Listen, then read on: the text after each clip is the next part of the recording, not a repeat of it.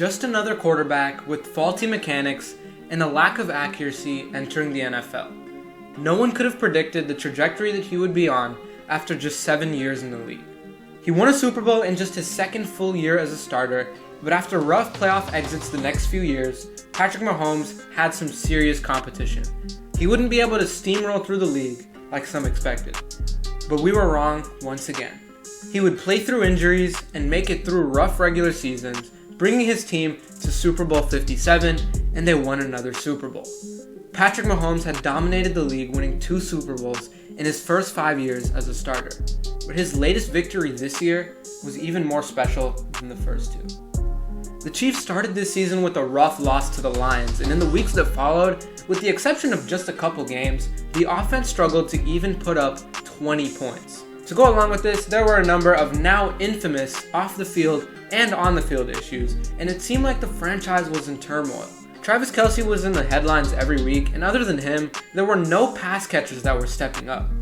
This same offense that terrorized the league since Mahomes stepped in was seemingly lifeless.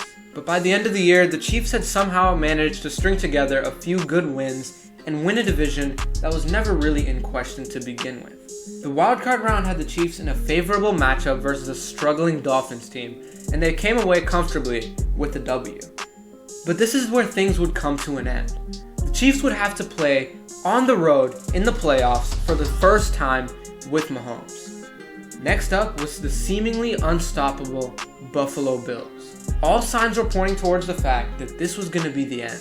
The same team that was in the Chiefs' nightmares because of a game earlier in the season was going to put an end to a very underwhelming year. But when it mattered most, the Chiefs stepped up. Isaiah Pacheco and Rashee Rice were amazing, and Travis Kelce and Patrick Mahomes were as good as always. The Chiefs snuck past the Bills to advance to play the almighty Ravens. There wasn't really a single point this year where the Chiefs were better than the Ravens, but at the end of the day, all it comes down to is one singular game. And in this game, the AFC Championship game, the Chiefs simply made more plays when it mattered, and they took home an incredible victory. After a regular season where it seemed like all of the Chiefs' best players were in some sort of drama, they managed to recollect themselves and find a way to make it back to the Super Bowl. They had been through adversity in the past, but it was never quite like this. But with that being said, the Super Bowl wasn't going to be easy. Possibly the biggest test for the Chiefs this season. He had won big games before, but the 49ers were different. The Niners had better players at just about every position, or at least people that could match the talent of the Chiefs' best players. They had everything, but they didn't have Patrick Mahomes. The victory obviously wouldn't have been possible without the elite defense, the incredible coaching staff, and the brilliance of Travis Kelce. But without Patrick Mahomes, they wouldn't have been anywhere near where they ended up, which was back on top of the world. The game wasn't pretty.